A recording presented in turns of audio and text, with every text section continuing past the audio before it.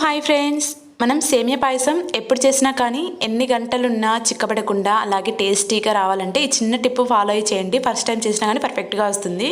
ఇప్పుడు దీని ప్రాసెస్ చూద్దాం. ముందుగా సేమియా పాయసం రెడీ చేయడానికి 1/2 లీటర్ మిల్క్ని ఒక బౌల్లోనికి యాడ్ చేసుకొని 1 కప్ సేమియాకి 1/2 లీటర్ మిల్క్ అలాగే ఇందులోనికి 1 గ్లాస్ వాటర్ని యాడ్ చేసుకున్నామంటే ఇందులోనికి ఎటువంటి వాటర్ని యాడ్ చేయకుండా పర్ఫెక్ట్గా సరిపోతాయి.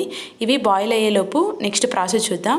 గ్యాస్ మీద ప్యాన్ పెట్టుకొని అందులోనికి 2 టేబుల్ స్పూన్ గీని యాడ్ చేసుకొని గీ హీట్ అయ్యాక అందులోనికి చిన్న పీసెస్గా కట్ చేసుకున్న డ్రై ఫ్రూట్స్ని కాజు బాదంని యాడ్ చేసేసుకొని మనం ఫ్రై చేసుకోవాలి. డ్రై ఫ్రూట్స్ని ఫ్రై చేసేటప్పుడు గ్యాస్ సిమ్లో పెట్టుకొని ఫ్రై చేసుకోండి, లేకపోతే తొందరగా మాడిపోతాయి.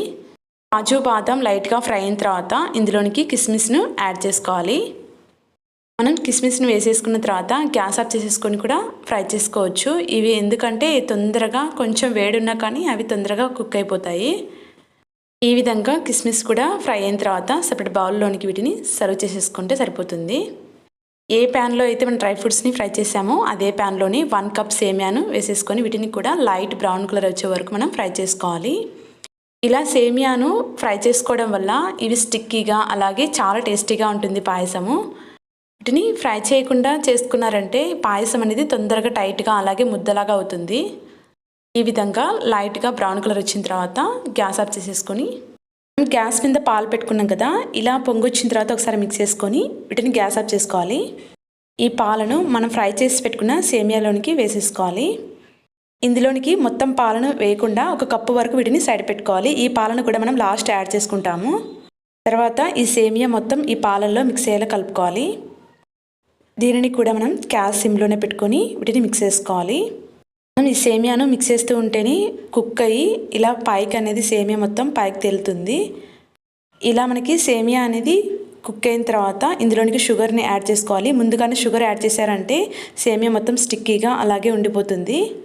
ఇక్కడ మనం 1 కప్పు సేమియాని తీసుకున్నాం కదా, 1 కప్కి 1/2 కప్పు షుగర్ అనేది కరెక్ట్గా సరిపోతుంది.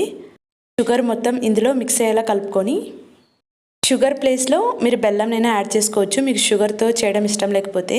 తర్వాత ఇందులోనికి టేస్ట్ కోసం 1/4 కప్పు కొబ్బరి తురుమును యాడ్ చేసుకోవాలి. ఇక్కడ నేను ఇంట్లో ఉన్న కొబ్బరిని ఎండు కొబ్బరిని తీసుకొని తురుముకున్నాను. ఎండు కొబ్బరిని యాడ్ చేయడం వల్ల మనం తినేటప్పుడు పాయసం అనేది టేస్టీగా అలాగే అక్కడక్కడ తగులుతూ ఉంటాయి. కొబ్బరి మొత్తం ఇందులో మిక్స్ అయ్యేలా కలుపుకున్న తర్వాత ఇందులోనికి ఫ్లేవర్ కోసం 1/2 టీ స్పూన్ ఇలాచీ పౌడర్ని వేసేసుకొని మిక్స్ చేసుకోవాలి. ఇలాచీ పౌడర్ మొత్తం ఇందులో మిక్స్ అయ్యేలా కలుపుకున్న తర్వాత మనం లాస్ట్ ఉంచుకున్నాం కదా 1 కప్ పాలను అనేది ఇందులోనికి వేసేసుకోవాలి. ఈ పాలను వేసిన తర్వాత ఎక్కువసేపు కుక్ చేయకూడదు, జస్ట్ ఈ పాలను వేసిన తర్వాత ఒకసారి మిక్స్ చేసుకొని మనం ఫ్రై చేసి పెట్టుకున్న డ్రై ఫ్రూట్స్ని ఇందులోనికి వేసేసుకొని మనం మిక్స్ చేసుకోవాలి.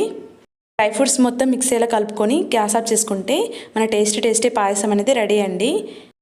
ఇలా లాస్ట్ మిల్క్ని యాడ్ చేసుకోవడం వల్ల మనకి ఎన్ని గంటలున్నా పాయసం అనేది చిక్కపడకుండా టేస్టీగా ఉంటుంది. పాయసం మీకు పూర్తిగా చల్లారిన తర్వాత మూత తీసి చూపిస్తున్నాను చూడండి. పాయసం అనేది ఎన్ని గంటలున్నా చిక్కబడకుండా ఇలానే ఉంది. అలాగే మీరు కూడా ట్రై చేసి ఎలా వచ్చిందో కామెంట్ చేయండి. వీడియో నచ్చినట్లయితే ప్లీజ్ సబ్స్క్రైబ్ చేయండి.